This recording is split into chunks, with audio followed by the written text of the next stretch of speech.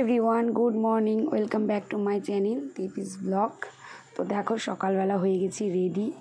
আর আমাকে একা হাতে এখন বাড়ির সব কাজকর্ম করতে হচ্ছে, কারণ তোমার দাদাভাই একটুখানি ব্যস্ত আছে মুড়ির মিলটা নিয়ে। তো তার জন্যই এখন যাচ্ছি বাজারে। তো চলো,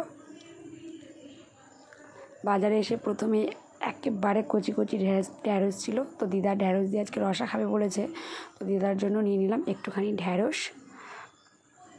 আর ঢ্যাঁড়সটা বেশি কিন্তু নিয়েও, ওই জন্য নিয়েই নিলাম হাফ কিলো। ব্যাস হাফ কিলো ঢ্যাঁড়স নেওয়ার পর এখানে চলে এলাম পটল নিতে। আর পটলগুলো আমি বেশি ঘুরলাম না, যদিও ঘুরলে পরে পাওয়া যেত। তো হাফ কিলো পটল নিয়ে নিলাম। তারপর আরেকটা মাসের কাছে এলাম। এখানে পাটের শাক 2-3 জায়গায় দেখলাম, পাটের শাকগুলো সব খাওয়া ছিল। ওই জন্য এই মাসিটার কাছ থেকে নিলাম হচ্ছে 100 গ্রাম লঙ্কা, আর নিলাম হচ্ছে পাটের শাক। এখন সবজি বাজারে সব সবজি নেওয়া হয়ে গেছে, চলো মাছ বাজার। ব্যাস মাছ বাজারে এসে এদিক আর ওদিক ঘুরে ঘুরে ভাবছি কোন মাছ নেব। আর মা কিন্তু বলেই দিয়েছিল যে ছোটো মাছটা পেলে নিবি, ছোটো মাছটা খেতে সবাই আমরা ভালোবাসি। তো তার জন্য নিয়ে নিলাম এখানে পুঁটি ছোটো ছোটো মাছ। 80 টাকা বলছিল, সেটা কমিয়ে আমি 60 টাকা পোয়া 1 পোয়া মাছ নিয়ে নিয়েছি। তো চলো এবার বাড়ি যাব। বাড়িতে অনেকটা দূর সাইকেল চালিয়ে এসে নিয়ে মনে হচ্ছে হাঁপিয়ে গেছি। তো তার জন্য একটুখানি দাঁড়িয়ে রেস্ট করছিলাম আর কি। তারপরে বাড়িতে এসে মাকে বললাম, মা একটু গ্লুকন-ডি গুলে দাও।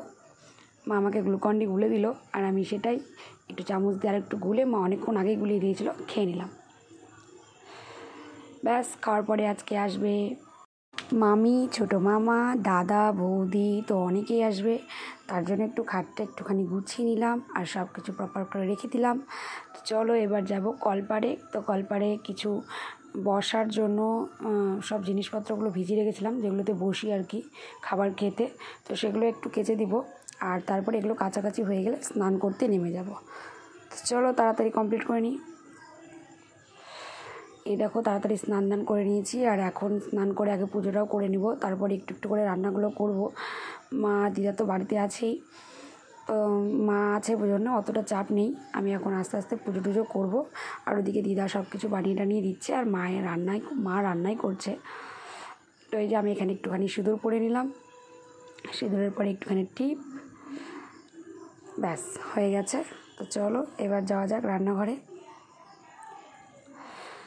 আর এই যে ডিঙ্কাকে ছাতু খাওয়াচ্ছিলাম, আর তখন আমাদের বাইরের ফ্যানটা খারাপ হয়ে গেছে। আর আজকে যেহেতু একটা বাচ্চা আসবে, তো সবসময় ঘরে থাকবে না, বাইরেও থাকবে। তো তার জন্যই দুটো দাদাকে ডেকে নিয়ে এসে বাইরের ফ্যানটা আগে ঠিক করিয়ে নিলাম। বাইরের ফ্যানটা ঠিক হলো মানে আমার শান্তি। এখানে একটা ফ্যান ছিল, এই ফ্যানটাকে মানে হাওয়া লাগতো না জন্য এই ফ্যানটা করে দিল হচ্ছে বাইরে। আর এই বাইরের ফ্যানটা বাইরে যেটা ছিল ওটা করে দিয়েছে ঘরে। ব্যাস এখন আমার বাইরে ফ্যান হয়ে গেল।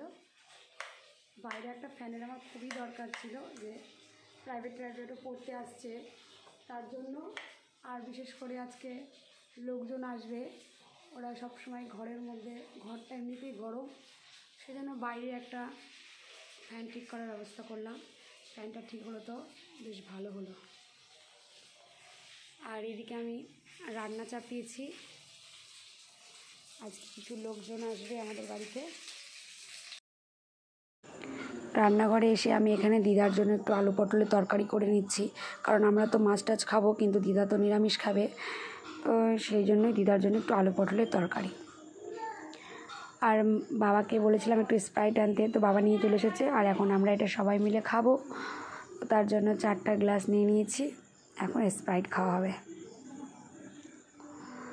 তো দেখো মামি কিন্তু চলে এসেছে, একটু আগে এসে শাড়ি টাড়ি পরে নিয়ে মাছ ভাজতে বসে গেছে। আর রান্নাটা আজকে আমার মামিই করবে, কারণ আমার মামা হোটেল করতো, আর সেই হোটেলের রাঁধুনি ছিল আমার মামি।